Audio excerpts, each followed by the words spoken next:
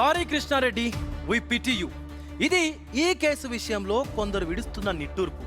మేం నిన్ను ఎక్కడో ఊహించుకున్నాం, కానీ నువ్వు మాత్రం మరెక్కడికో వెళ్ళావు.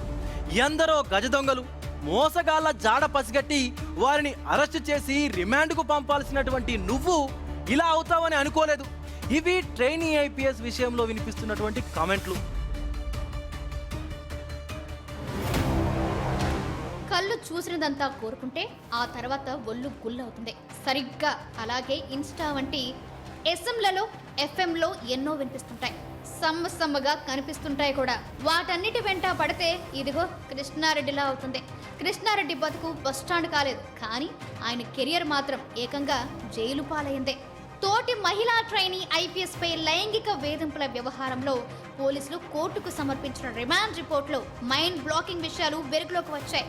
ఇన్స్టాగ్రామ్ పరిచయం నుంచి గొంతుపై కత్తి పెట్టి బెదిరించే స్థాయికి వెళ్లిన ఈ ఉదంతంలో పోలీసులు నమోదు చేసిన కీలక అంశాలపై ప్రస్తుతం చర్చనీయాంశంగా మారాయి.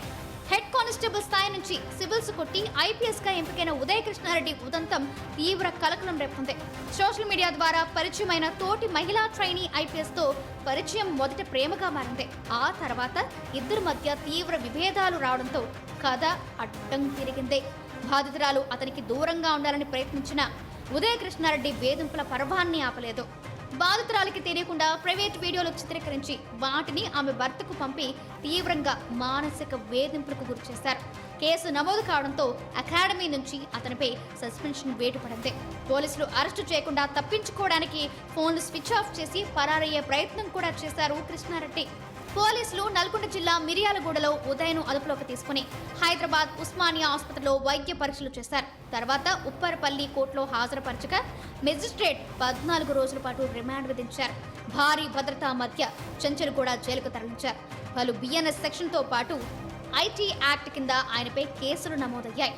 శాంతి భద్రతలను కాపాడాల్సిన ఒక ఐపీఎస్ అధికారి తోటి మహిళా అధికారిపైనే ఈ స్థాయి అరాచకానికి తెగబడటం పట్ల సర్వత్రా విమర్శలు వినిపిస్తున్నాయి. ఎంతో గొప్పగా ఊహించుకుంటే ఇలా కావడం పట్ల పలు కామెంట్లు వినిపిస్తున్నాయి.